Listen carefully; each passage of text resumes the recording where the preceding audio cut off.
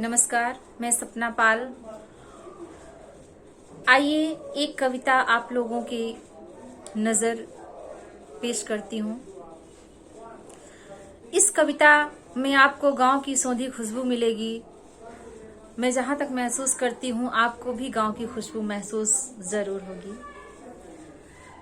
और अगर मेरी कविता पसंद आए तो मेरे चैनल को लाइक सब्सक्राइब करेंगे। और साथ ही साथ अगर कविता पसंद आती है तो मैं इस कविता की एक 2-3 कड़ी प्रस्तुत करूंगी आप लोगों के सामने, जो आपको गांव की खुशबू का एहसास दिलाएगी। आदमी चाहे जितना हाईटेक हो जाए, चाहे जितना आधुनिक हो जाए, लेकिन उसे जो गांव की मिट्टी की खुशबू होती है वो कभी भुलाए नहीं भूलती है। तो कविता का यही भाव होगा कि अफसर बन के ओ सुख नाही, अफसर बन के ओ सुख नाही मिला जौन बचकानी में, अफसर बन के वो सुख नाही मिला जौन बचकानी में, चतुर बने वो सुख ना पाए पाए जौन नादानी में, चतुर बने वो सुख ना पाए पाए जौन नादानी में। और मेरी कविता की पहली कड़ी पर गौर करेंगे आप लोग। गांव की भोर याद करेंगे कि होत सबेर लइके कटवासा। वहां भिनसार भी कहते हैं लोग सुबह को कि होत सबेर लइके कटवासा, चल पड़े हैं काका हो, जो आज अंकल हो गए हैं, कि होत सवेर लइके कटवासा, चल पड़े हैं काका हो, एक टेना हमहू के देदा। एक टहनी को टेना कहते हैं गांव में, कि एक टेना हमहू के देदा, बोल पड़े हैं दादा हो, एक बित्ता जब दतुइन कई के, एक बित्ता जब दतुइन कई के, खोस दे सब छानी में, चतुर बने वो सुख ना पाए पाए जवन नादानी में, चतुर वो सुख ना पाए पाए जवन नादानी में। मेरी कविता की दूसरी कड़ी है, गौर करेंगे आप लोग, कि शॉपिंग मॉल के मॉल में नहीं, शॉपिंग मॉल के मॉल में नहीं सौंधी खुशबू माटी के, शॉपिंग मॉल के मॉल में नहीं सौंधी खुशबू माटी के। आज शॉपिंग मॉल का मतलब ऐसी दुकान होता है जहां पर हर चीज आपको छोटी से लेकर सुई से लेकर बड़ी चीज तक मिलेगी। आपको हर चीज एक ही बिल्डिंग में मिलती है, उसको शॉपिंग मॉल बोलते हैं।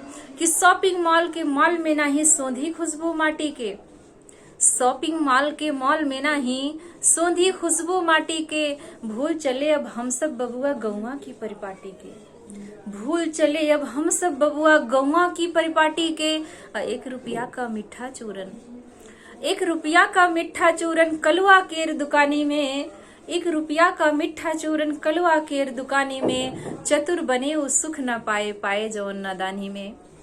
मेरी कविता की तीसरी कड़ी है कि बैल जुआ हर हेंगा लइके, बैल जुआ हर हेंगा, 3 चीजें हैं, गौर करेंगे।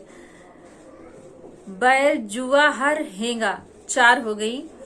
कि बैल के साथ साथ जो गले में लगाया जाता था, लकड़ी का एक होता था, हम लोग अपने बचपन में बखूबी देखे हैं दूर से, कि बैल जुआ हर हेंगा, वो जुआ बैलों को जोड़ने के काम आता था।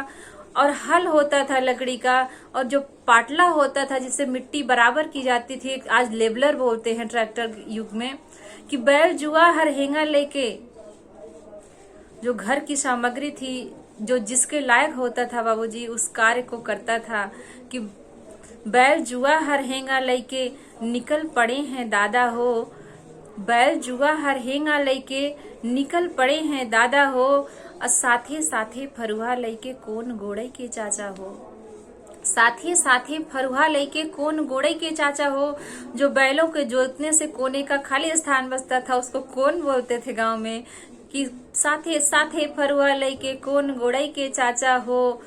और जब घर की जो गृहिणी होती थी, घर की जो मलकिन होती थी पुरखा पुरनिया में, कि लिहे कलेवा चली है अम्मा, गौर करेंगे और याद करेंगे कि लिहे कलेवा चली है अम्मा फाने बल्टी कानी में, लिए कलेवा चली है अम्मा फाने बल्टी कानी में, चतुर बने वो सुख ना पाए पाए जौन नादानी में, चतुर बने वो सुख ना पाए पाए जौन नादानी में, अफसर बन के वो सुख नहीं मिला जौन बचकानी में, चतुर बने वो सुख ना पाए पाए जौन नादानी में। आप लोगों से मैं कमेंट्स में जरूर जानना चाहूंगी कि आपको मेरी कविता कैसी लगी। अगर इस तरह से आप मुझे प्रोत्साहन देते रहे। तो मेरे पास कविताओं की एक लड़ी है जो आपको अवधी कविता का आनंद देगी, और इसके साथ साथ अगर आप चाहेंगे तो मैं साहित्यिक कविताएं भी आप लोगों को इस चैनल के माध्यम से भी प्रस्तुत करती रहूंगी। बहुत बहुत धन्यवाद, बहुत बहुत आभार सुनने के लिए। आप लोगों को मेरा प्यार भरा नमस्कार। थैंक्स।